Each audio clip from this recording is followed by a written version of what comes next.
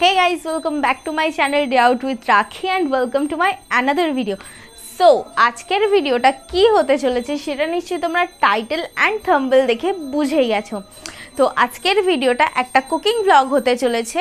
এই কুকিং ব্লগে আমি তোমাদের সাথে শেয়ার করব পার্সোনালি আমার খুব ফেভারিট একটা ফিশ আইটেম রেসিপি।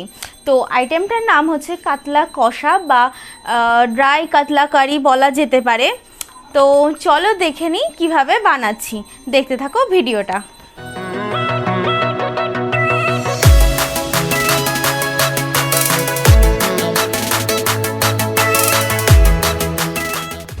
রান্নাটা বানাতে আমার যে যে উপকরণগুলো লাগছে সেগুলো হলো, আমি একটা মিডিয়াম সাইজের পেঁয়াজ নিয়েছি, 8 থেকে 9 কোয়া রসুন নিয়েছি, 1 ইঞ্চির মতো আদা নিয়েছি, হাফ টমেটো, 1 টুকরো তেঁতুল, আর জিরে তেজপাতা ফোড়নের জন্য রেখেছি জিরে গুঁড়ো, লঙ্কার গুঁড়ো, ধনে গুঁড়ো এবং সানরাইজের গুঁড়ো গরম মশলা। চলো দেখে নিই এবার রান্নাটা কিভাবে বানাচ্ছি। আর এছাড়াও তো আছে পরিমাণ মতো নুন, হলুদ এবং সর্ষের তেল। প্রথমে আমি মাছটাতে একটু নুন হলুদ মাখিয়ে নেব। তো আমি মাছটাতে দিয়ে দিচ্ছি 1 টিস্পুন নুন এবং 1 টিস্পুন হলুদ গুঁড়ো।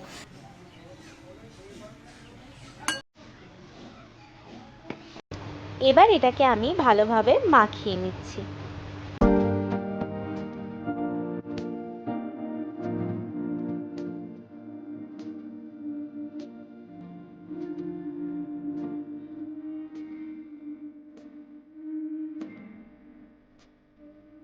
হয়ে গেছে, এবার আমি মাছটা ভেজে নেব।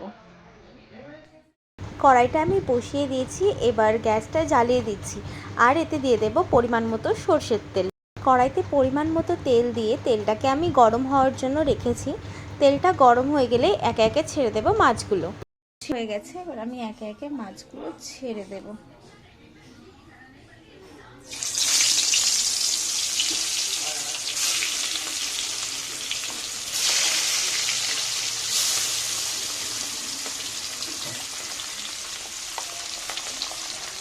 মাছগুলো ফেলে দেওয়ার পর একটু উল্টে পাল্টে দেওয়ার পর এবার এটাকে লো ফ্লেমে আমি বেশ ভালো করে ভেজে নেব।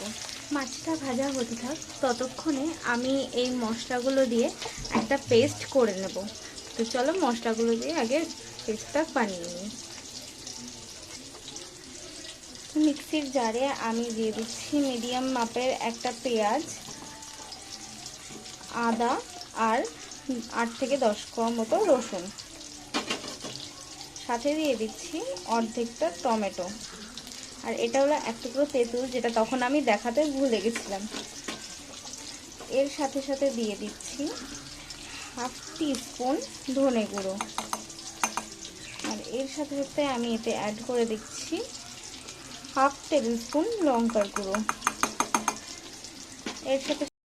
এর সাথে সাথে আমি এতে অ্যাড করে দিচ্ছি হাফ টিস্পুন জিরের গুঁড়ো। এরপর আমি মশলাটাকে ভালোভাবে পেস্ট করে নেব। তো আমার মশলাটা এখানে ভালোভাবে পেস্ট হয়ে গেছে। এবার মাছগুলো ভাজা হলে আমরা নেক্সট প্রসেসে যাব। মাছগুলো আমার ভাজা হয়ে গেছে। মাছগুলো কিন্তু একটু কড়া করে ভাজতে হবে, যেহেতু এটা কাতলা মাছের কষা তৈরি হচ্ছে, নয়তো কষতে গেলে মাছগুলো ভেঙে যেতে পারে। তো চলো দেখে নিই পরের প্রসেসটা। ওই একই তেলে, যে তেলটাতে আমি মাছ ভেজেছিলাম, তেলটা একটু গরম হলে এতে আমি দিয়ে দেব ফোড়নটা। এখানে তেলটা কিন্তু গরম হয়ে গেছে। এবার আমি অ্যাড করে দিচ্ছি যে তেজপাতা আর জিরেটা।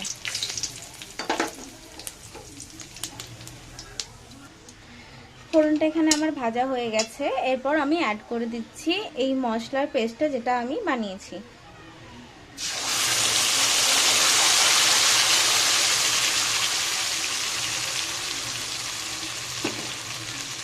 চলো এবার মশলাটাকে একটু নেড়ে এটাকে কষতে হবে, মশলাটা যতক্ষণ না পর্যন্ত এটা থেকে তেলটা ছেড়ে দেয়। চলো মশলাটা কষতে থাকে।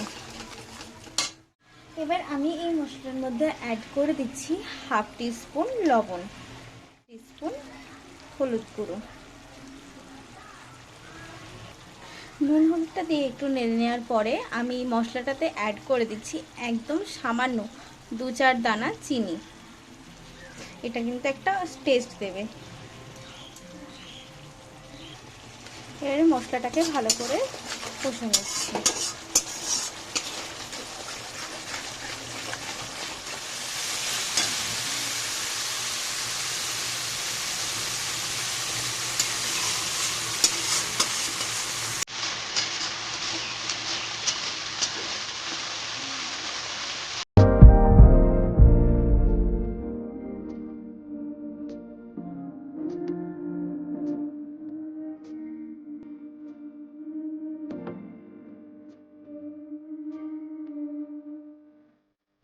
এবার আমি এই মশলাটাতে অ্যাড করে দিচ্ছি খুব অল্প পরিমাণের গরম মশলা।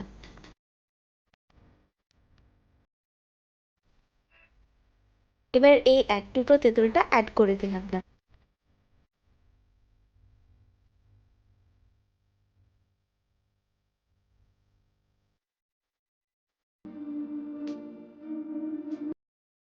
মশলাটাতে আমি একটু জল অ্যাড করে দিয়েছি, তাহলে মশলার কাঁচা গন্ধটা চলে যাবে।